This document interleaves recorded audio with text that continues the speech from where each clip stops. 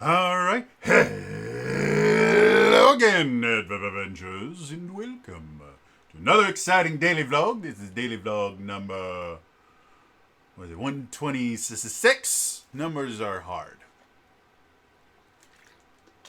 So, today, I've been thinking recently, and getting envious of people that have been at this significantly shorter amount of time than I have, who are doing significantly better than me on the platform.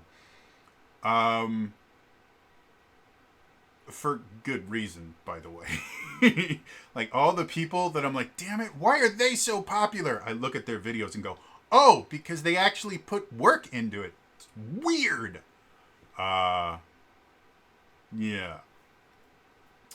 Um, it got me thinking, and then I saw something that reminded me of when I first started making YouTube videos, and when I first started thinking about becoming a YouTuber, way back in the before times.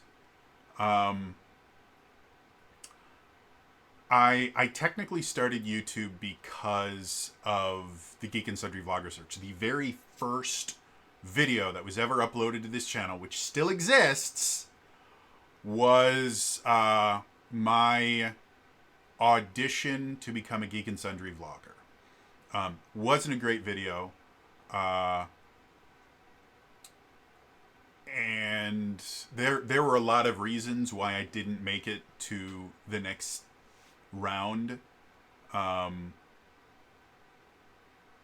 One of those was I was not ready to be a Geek and Sundry vlogger. I just wasn't. Um, so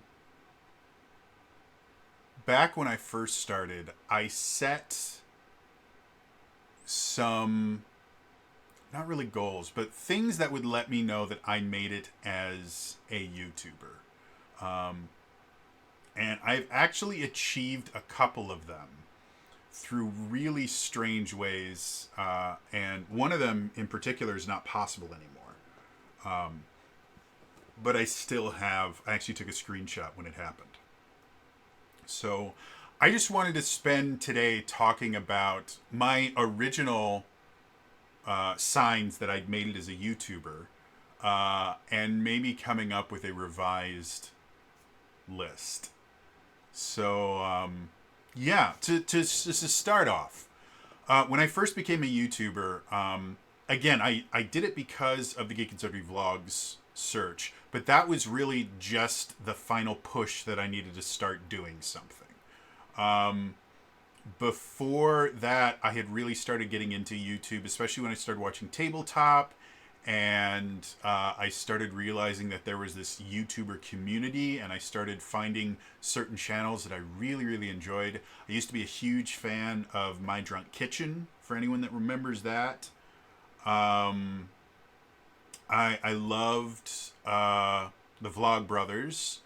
They were amazing. I used to watch What the Buck every so often. Like, this is old school YouTube stuff. And then the kind of memey stuff that all kind of existed. I never got into Smosh, despite the fact that Smosh is literally an OG YouTube channel. It was just never my thing. The kind of like super campy overacting stuff that they did just was never my thing.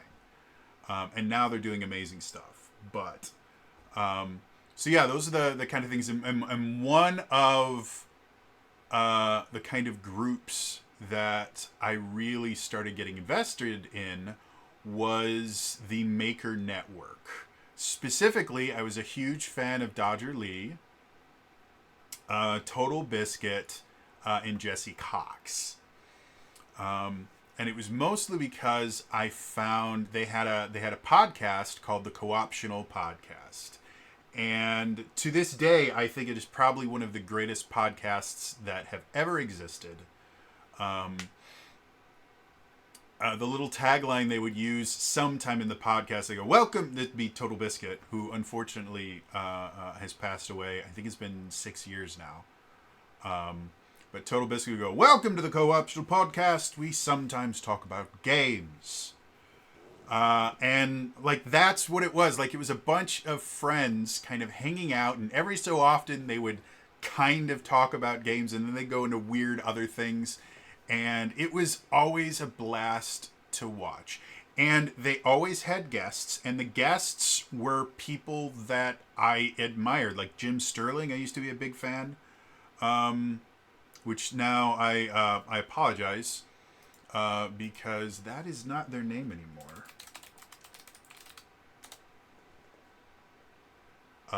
James Stephanie Sterling. Forgive me. I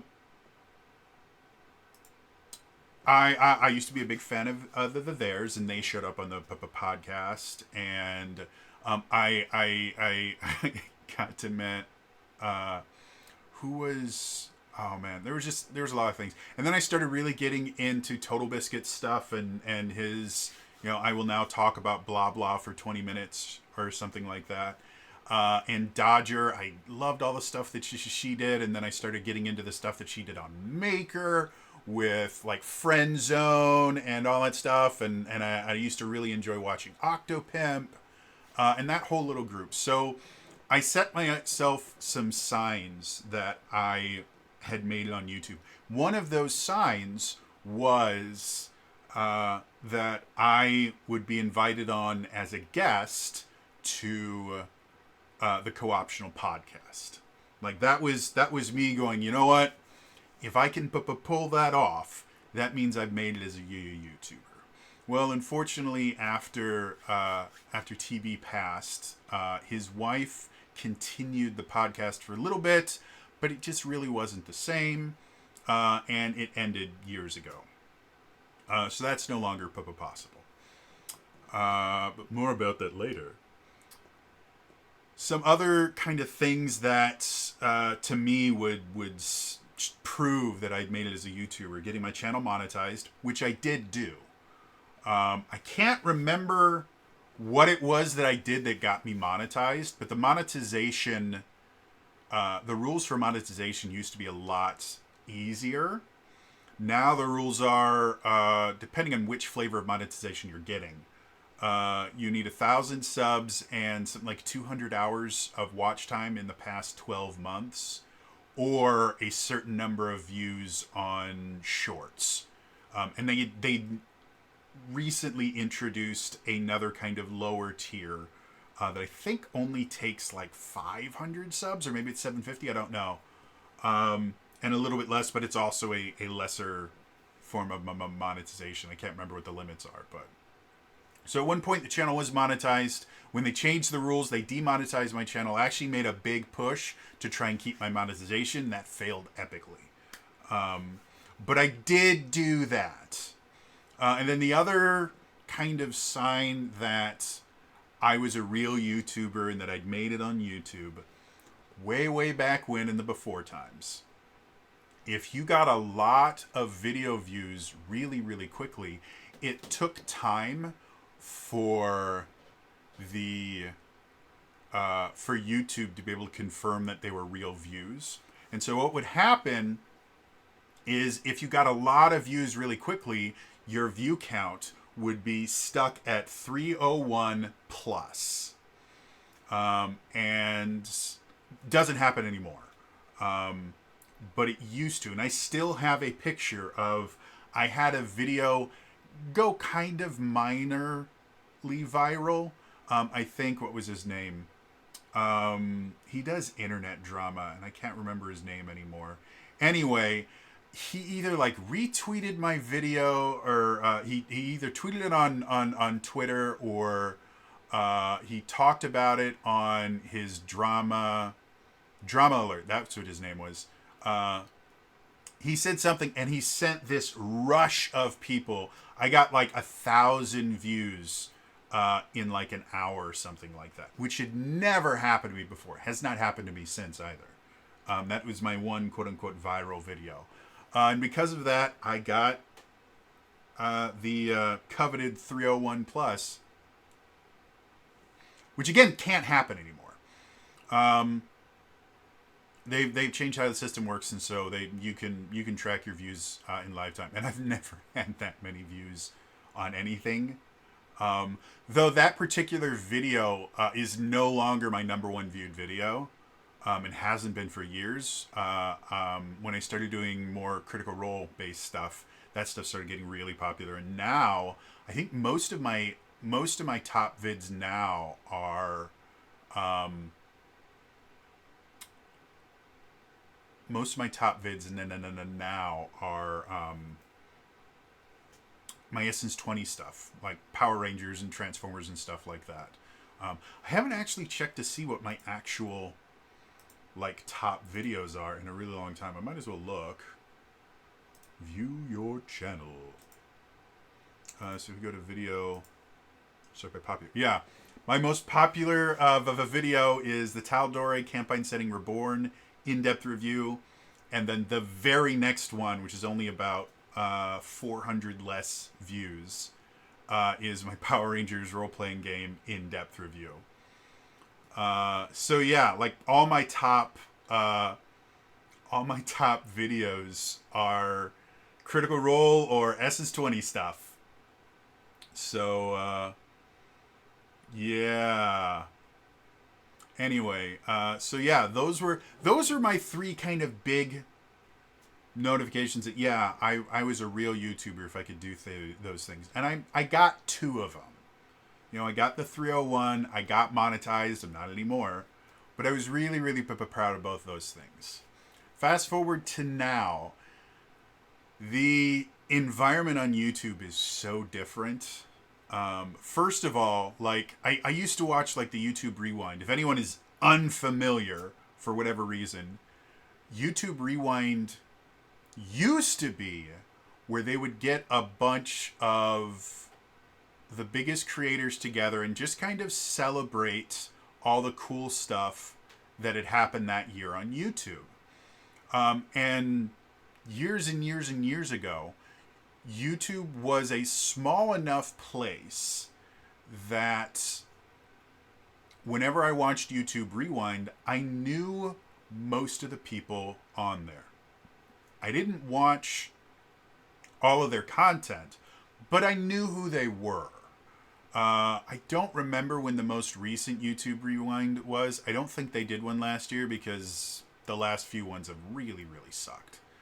But the last one that I actually watched, I didn't recognize a single person on YouTube Rewind, because not only is YouTube much bigger than it used to be before, but YouTube has turned into this very kind of tribal society where you have like beauty vloggers and tabletop RPG enthusiasts, and you have all these little groups, and they don't interact in any way, shape, or form.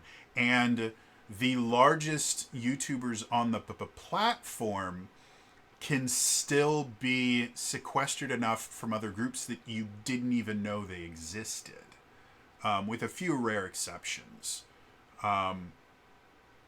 And so the idea of, like, I didn't, like, in my brain, I didn't even consider the idea of being on YouTube Rewind to be something that would prove I'd been a YouTuber, because it was something that was so far out of reach. Like, most of the people on YouTube Rewind had like 1 million subscribers, and that used to be a really, really hard thing to do.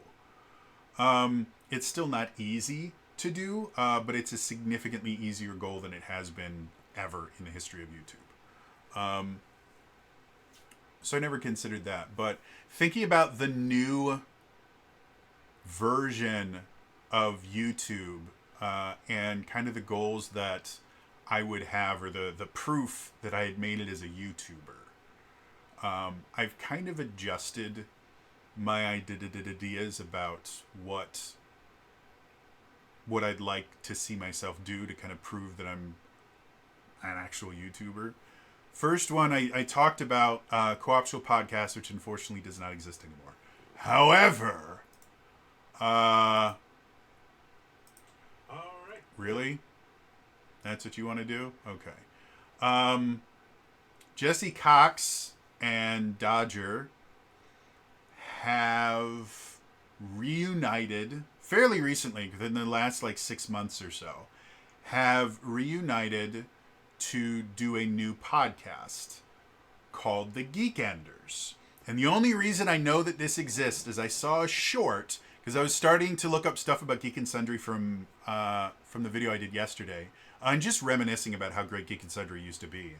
And because I had done that, the algorithm started going, "Oh, you like stuff with Felicia Day," and it showed me a short with Felicia Day talking to Jesse Cox. Now, fun fact: Felicia Day was on the Co-optional podcast years ago.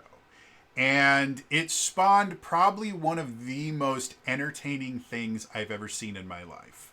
Because during the intro portion of it, where TB and Dodger are kind of introducing themselves and like, "This is our guest, Felicia Day." And that was when Felicia was, when Geek and Sundry was in full swing.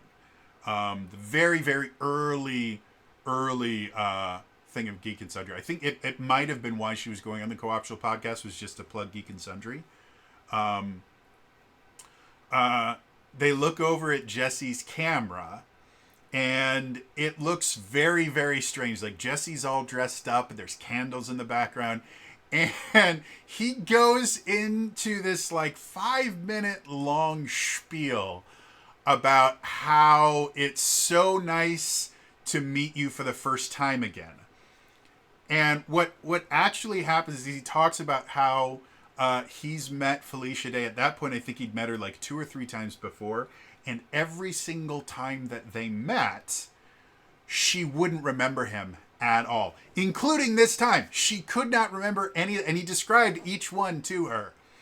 And she could not remember ever meeting this guy. That has since changed. And they apparently work together a lot now. But it was so funny. They used to do this thing called Co-optional Animated or something like that, where they would animate little bits, and that was one of the bits that was animated. It's brilliant. It's so, so good.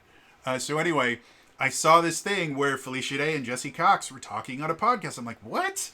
They got in a podcast again? Well, this I have to see. And sure enough, the Geekenders podcast is a thing. And I think they've got the same artist that used to do the Co-optional Animated and the intro for the Co-optional podcast, because the art style looks, if it's not the same artist, it's someone that was intentionally trying to mimic that artist.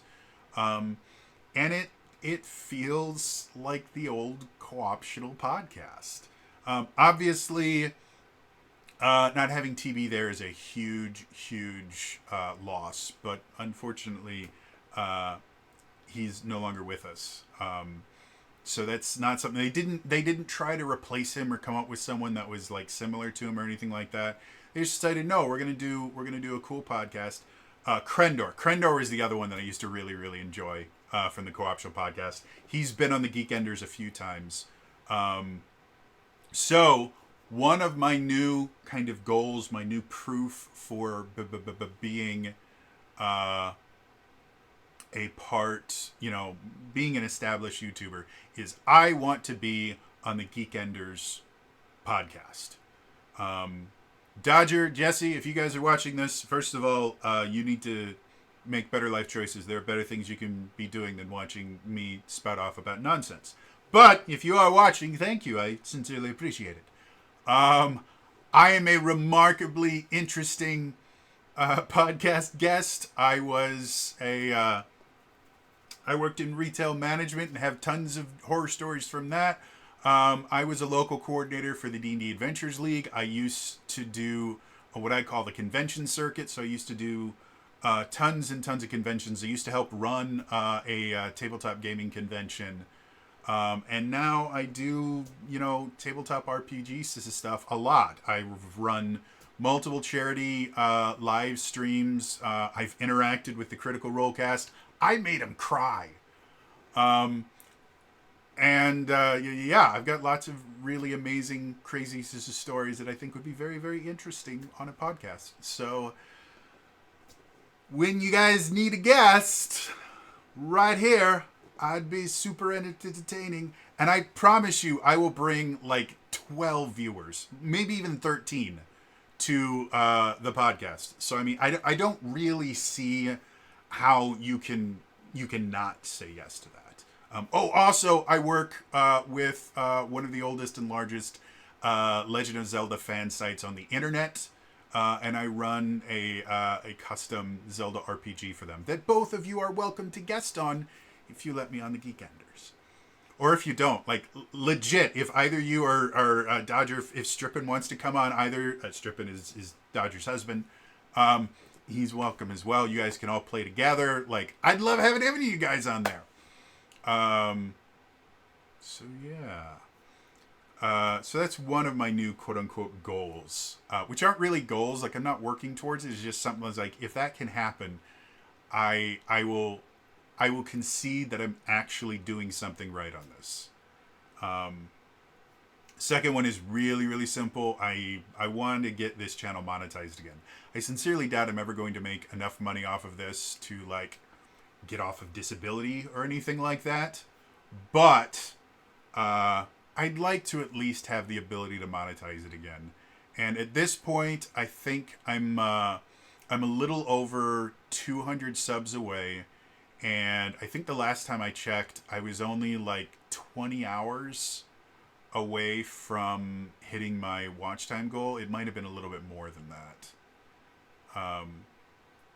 But it wasn't, maybe it's 4,000 hours, and I think it was like 200 hours short or something like that.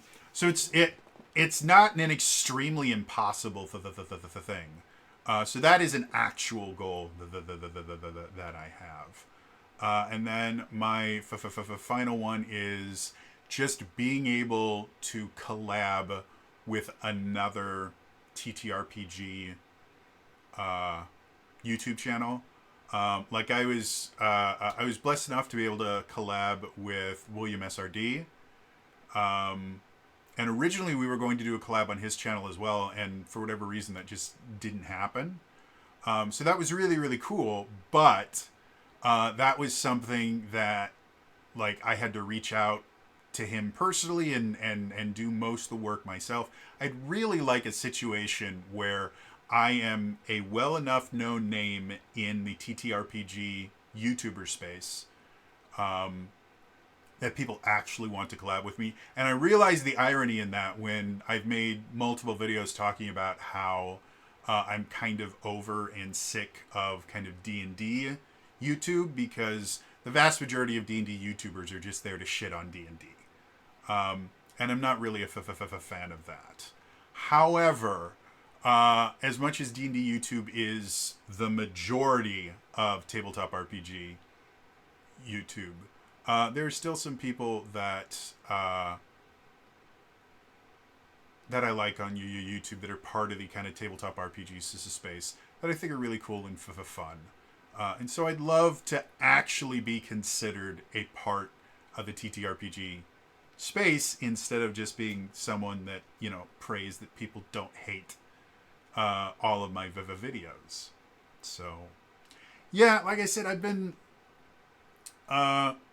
been reminiscing about my beginnings on the channel and where this channel is going and stuff like that. And I just, seeing Felicia on the podcast with Jesse and the Dodger was really just, it brought me immediately back to why I wanted to start being a YouTuber. And the reason I wanted to be a YouTuber, aside from the Geek and Sundry stuff, was old school YouTube was a community in and of itself.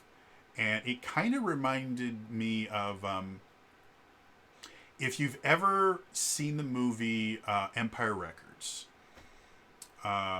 If you don't know what it is, Empire Records, a movie came out in the 90s. It was one of Liv Tyler's first movies. It's absolutely brilliant. But it's about these kids that work at a record store, which for the most part really don't exist anymore. But it used to be, if you wanted to get music, you would have to go to one of these places called a record store.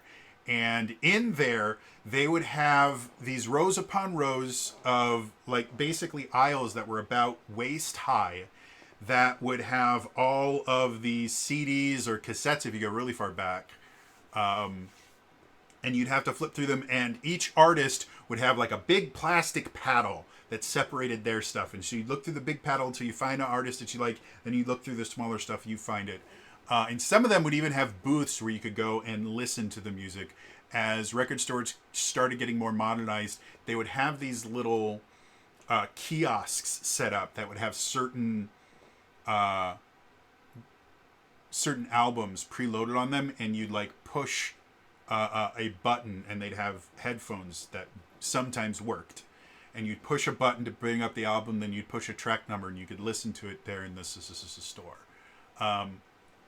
So the thing that I always loved about Empire Records was the movie itself is about kind of the drama that all these, it's kind of a coming of age thing because all these kids are teenagers and they're all dealing with different stuff going on. But at the core of it, you had all of these people that one of the reasons they worked in the record store was just this passion for music.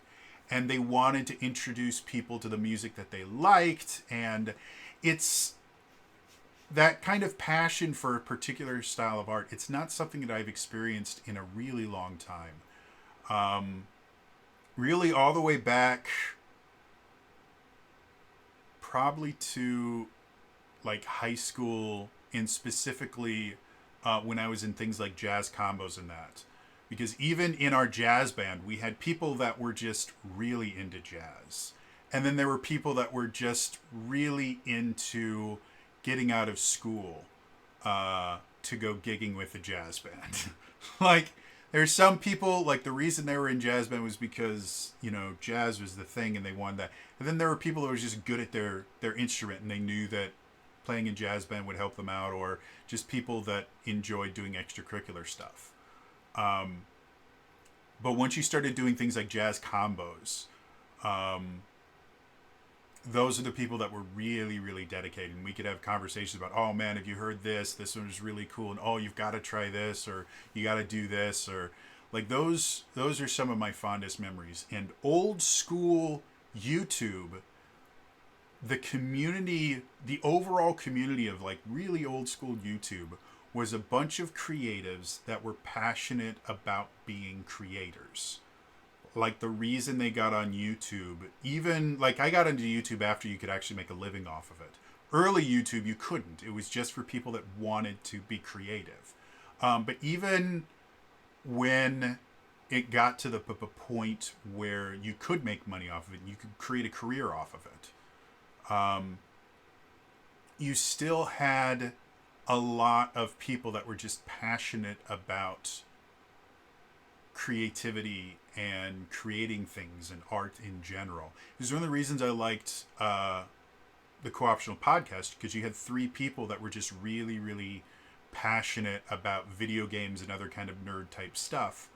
And they were unabashed about it. Like they loved everything about it and they loved talking about it.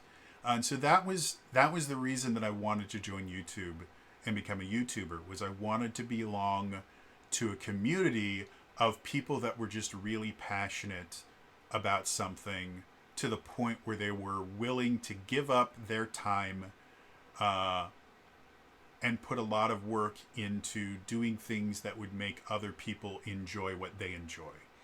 And that's one of the things that drew me to tabletop gaming, was the passion that Will Wheaton had for tabletop games, and the fact that all of these, when I started meeting people through Geek and Sundry, like they were all really into board games and stuff like that, and video games, and you had this kind of collective passion. And I think that's one of the reasons why I've become so disillusioned specifically with D&D YouTube, because it's no longer about a bunch of people trying to get other people excited about something that they're passionate about.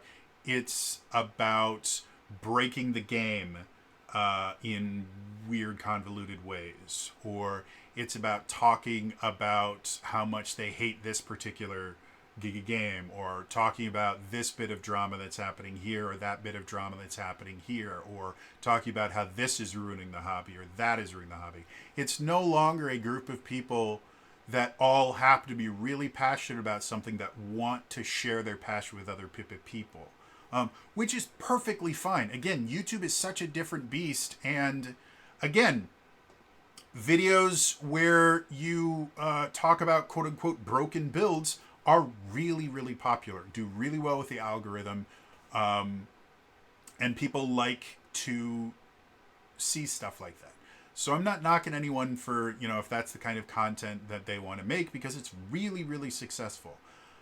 But the vast majority of D&D YouTubers in particular don't seem to even like D&D and don't seem to enjoy it at all. Even when you look at things like one of the channels that I watch relatively often is a gentleman by the name of Crispy's Tavern. And they do RPG horror stories effectively. So basically they read horror stories about bad experiences in tabletop RPGs. And the content is really entertaining. Crispy has a phenomenal grasp of pacing. He has a really, really good eye for kind of, for lack of a better term, for structure. Like the way that he sets up the different stories and stuff like that. They flow really well. They get you interested really well. He throws in little skits every so often. But even when he does like Q&As and stuff like that, it doesn't come off like he enjoys D&D as much as he just does it a lot. And I'm not saying that he doesn't enjoy it, but the presentation and the kind of focus on all the negativity, which again, unbelievably entertaining. It's the reason that I watch his stuff.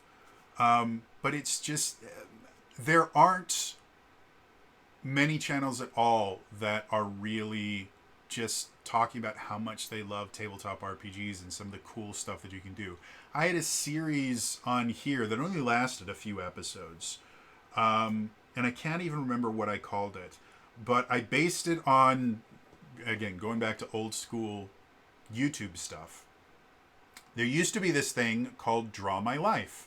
And what it was a larger YouTuber would get a whiteboard and they would draw pictures of things that had happened in their life, and they would narrate basically their life story. And one of the things that generally had to happen in a Draw My Life is you had to have some kind of sad event in your life, and that's how it was. But if you go to YouTube and just type in Draw My Life, you will see videos from like 7 to 10 years ago.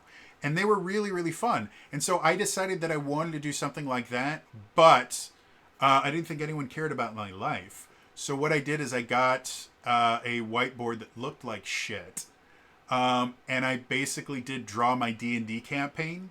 And so what I would do is I would retell stories from the campaigns that I was running on Wednesday nights at my friendly local game store. And it was seriously fun. Despite the fact that I can't draw, all of my characters were stick figures with different hats to differentiate which stick figure it was. Or maybe like the stick figure would have like a bow or something like that, so I could differentiate them. And then I would give them little text bubbles. And I remember, because I told, before I started doing it, I told all of my my players that, by the way, I have a YouTube channel.